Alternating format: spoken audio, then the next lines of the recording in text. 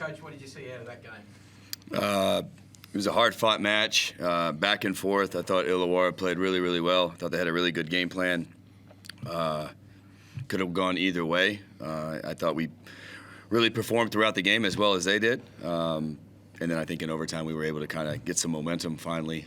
We were right there. Every time I felt like we got momentum in the game, Illawarra answered back, and they were really annoying tonight in a positive way for them. So happy to get the win. Yeah.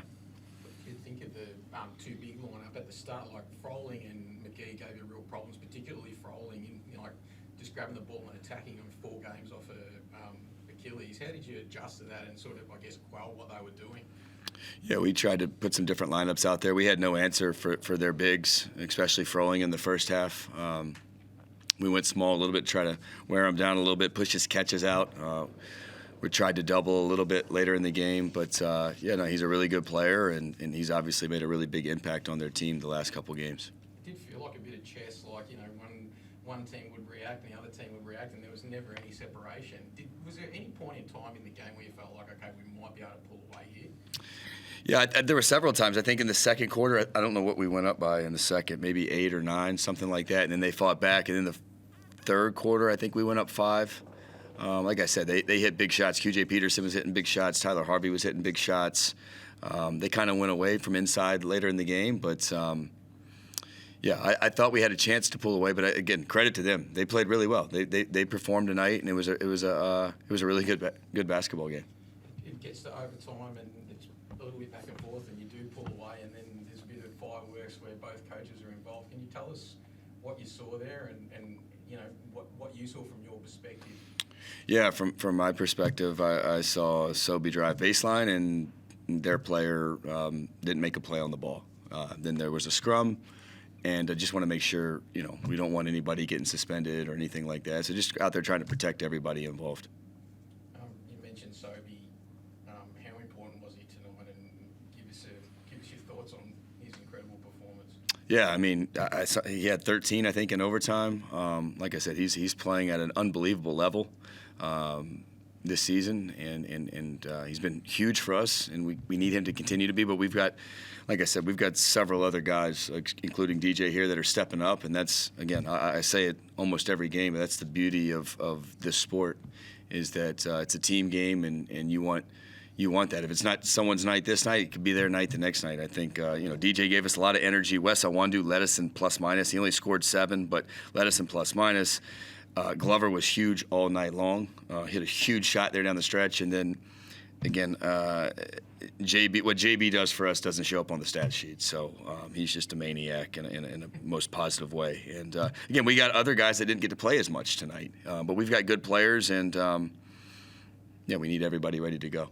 Tell us about the man next to you. I mean, he was sort of, I guess he's been stuck in a bit of a glut of sort of, you know, your wings and your fours, and you know, particularly in Sydney, and then tonight he's been really given an opportunity. It looks like he seized it. Yeah, I think you just said that, right? I mean, he's been given an opportunity, and he's been ready to make the most of it. And he hasn't gotten a lot of opportunities this year, which I know is tough, because it's hard to play everybody, especially when certain players are playing well. But you know, he's hung in there, and he's made the most of his minutes the last 2 games. He's been a huge part of what we've been doing anyway. But then it's always good to see guys get rewarded and be ready when their number's called. Is there an insight to that in terms of why he's got that opportunity? Is it for what he's been doing off the court? Is it an opened up? Can you give us an idea of that? I think it's just, you know, if someone's not playing up to the level or having a bad night, you got to go with somebody else. And yeah, we called his number in Sydney the other night, and he stepped up and was a massive reason why we won the game. And then tonight, same thing. Makes the most of it. Provides energy. Like, everybody's going to talk about, I don't even know how many points DJ scored tonight. Damn, he scored 16 again. He scored 16 the other night too. Yeah. He scored 16, and again, look, and we need the baskets, and everyone sees the offensive end, which is great. Don't get me wrong. We need DJ to do that, and he's a very talented offensive player. But I'm more impressed with the energy he brings on the other side of the floor the last 2 games, and going to the offensive glass and creating extra possessions, and then of course hitting open shots is good. But you do that, you get opportunity. What about your side of it, DJ? I mean, obviously it would have been frustrating going through that period, not getting a lot of about these two games where, as Josh said, you've had 16 and 16, and you're really grabbing it with both hands. Yeah, just take what he gives me, man. He a really good coach, man. I think he holds everybody very accountable, very high standard. And then, yeah, it takes a village at the end of the day. So if I'm the 11th man on the bench, I'll take me over anybody in the league. So that's what it is.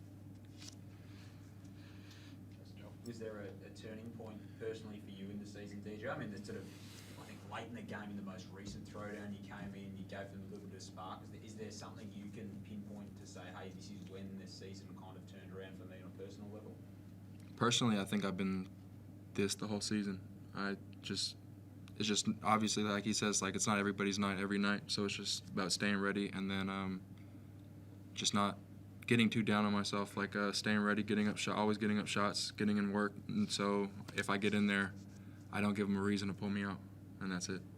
And clearly the floor spacing, helps someone like you with Geordie being able to stretch the floor, and you've got shooters all on the floor. That gives you some really good looks at it, I imagine.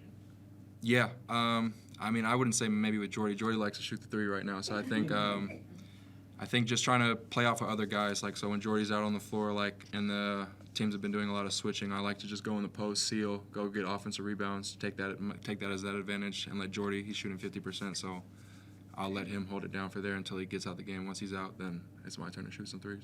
Josh, it's a pretty well-worn cliche, the whole playoff intensity thing, but your last two games, you go the distance with Sydney, you score 124, you go to 124 in the bonus period tonight.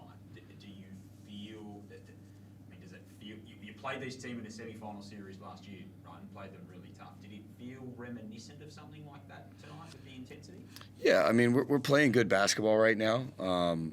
We got a ways to improve, I would say, especially on the defensive side of the floor. But we're going to get teams' best shots. Illawarra is playing really well. They had all the reason in the world to believe they were going to win the game and come in here and win. They've got healthy bodies now, and yeah, it's one of those things where we're going to play more of these games. Perth's coming in here in less than 48 hours. They've had all week to prepare for us, and they're going to want to win really bad too. So I think for us, it's about keep improving.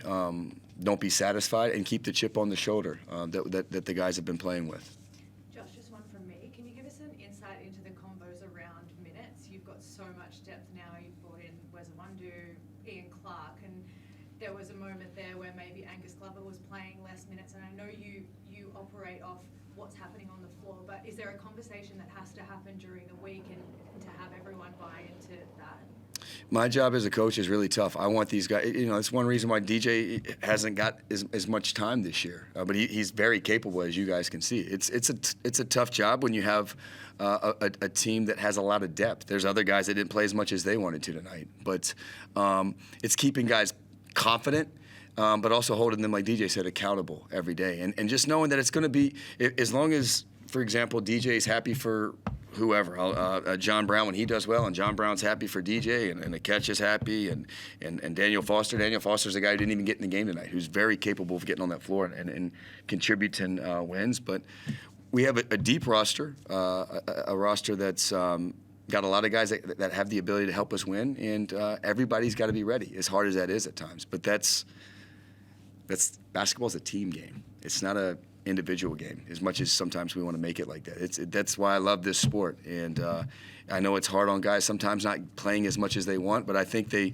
see the rewards, and it's a beautiful thing to see when a guy like DJ finally gets his crack and he steps up and makes the most of it, and Glover for that matter. Mate, it looked like I looked up at one point when it was really tight, and it looked like the scoreboard was going to shake off the wall.